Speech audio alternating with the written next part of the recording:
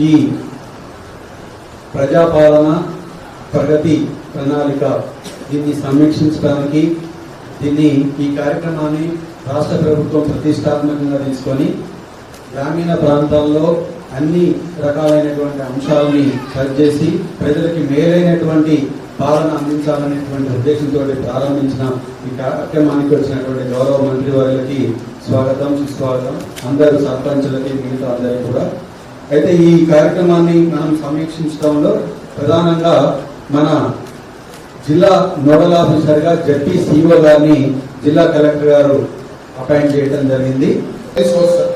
LMD source గా grid water లో LMD source గా మనం ఎల్ఎండి లో ట్రీట్ చేసి మనకు కోరడానికి ఇచ్చేసి కొత్తగా సర్పంచ్ వచ్చారు సార్. కొన్ని సిస్టమ్ నెక్స్ట్ వచ్చేసి దామెరా సార్. దామెరా విలేజ్ లో providing pump set at Krishnareddy బావి, అది 2 lakhs.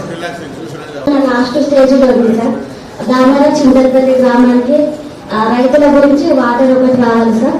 మరి ఒకటి మాకు ముఖ్యంగా హనుమాన్ టెంపుల్ నుండి చర్చ్ వరకు డ్రైనేజ్ ప్రాబ్లం ఉంది సార్.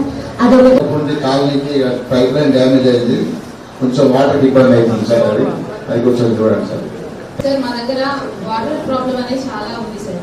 మాకు 3,50,000 లీటర్స్ వాటర్ కావాలి సార్, మిషన్ బై వాటర్. కానీ ఓన్లీ 75,000 లీటర్ వాటర్ మాత్రమే వస్తున్నాయి సార్ ప్రస్తుతానికి.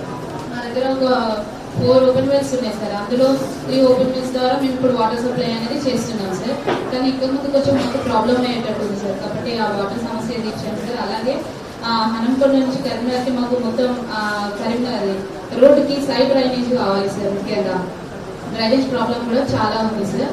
ఈ 2 సమస్యలు తీర్చాల్సిందిగా మంత్రి గారిని సభాముఖంగా నేను కోరుకుంటున్నాను. ప్రజాపాలన ప్రభుత్వం గౌరవ ముఖ్యమంత్రి రేవంత్ రెడ్డి గారి నాయకత్వంలో మార్చి 6 నుంచి జూన్ 12 దాకా 99 రోజుల ప్రజాపాలన ప్రగతి ప్రణాళిక పేరు మీద 10 రకాల అంశాలతోటి గ్రామాలు, మున్సిపల్ వార్డులు, మండలాలు, మున్సిపాలిటీలతో సహా ప్రతి పౌరునికి రీచ్ అయ్యే విధంగా ఒక కార్యాచరణ రూపొందించింది.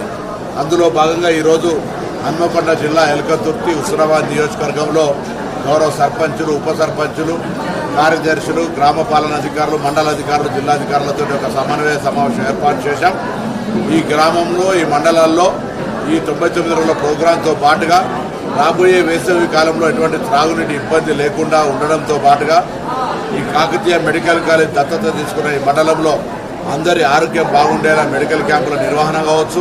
అదేవిధంగా శాంక్షన్ అయిన ఇందిరమ్మ ఇండ్లు పూర్తిగా తొందరలో గృహ ప్రవేశాలు చేసే విధంగా త్వరితగతిన ఇందిరమ్మ ఇండ్ల నిర్మాణం చేయడం కానీ, రాబోయే విద్యా సంవత్సరంలో ప్రభుత్వ పాఠశాలను బలోపేతం చేయడానికి మరి డ్రాప్అవుట్స్ను కానీ కొత్తగా పిల్లల్ని చేర్పించేటువంటి అంశం మీద ఒక ప్రణాళికను తయారు చేసుకొని ప్రభుత్వ పాఠశాలను స్ట్రెంథెన్ చేసే కార్యక్రమంగా ఈరోజు ఒక కార్యక్రమాన్ని తీసుకున్నాం. అంతేగాక మత్తు పదార్థాలకు బానిసరైతున్న వాళ్ళ మీద నివారణ చర్యలు, అదేవిధంగా అలైవ్ స్పీడ్ డ్రైవింగ్ తోటి ప్రాణాలు పోయేటువంటి పట్ల కానీ ఇతరత్ర అనేక అంశాలకు సంబంధించిన ఈ సమావేశంలో చర్చ చేసుకొని ఒక భవిష్యత్ ప్రణాళిక చేసుకున్నాం. తప్పకుండా తెలంగాణ ప్రజాపాలన ప్రభుత్వంలో అందరి భాగస్వామ్యంతో 99 రోజుల ఈ కార్యక్రమాన్ని విజయవంతం చేస్తూ ప్రజలకు సంబంధించిన అనేక అంశాలను పరిష్కరించుకుంటూ ప్రజల సౌలభ్యం కోసము ఈ ప్రభుత్వం మరొకసారి కంకణబద్దులై పనిచేస్తుందన్న మాట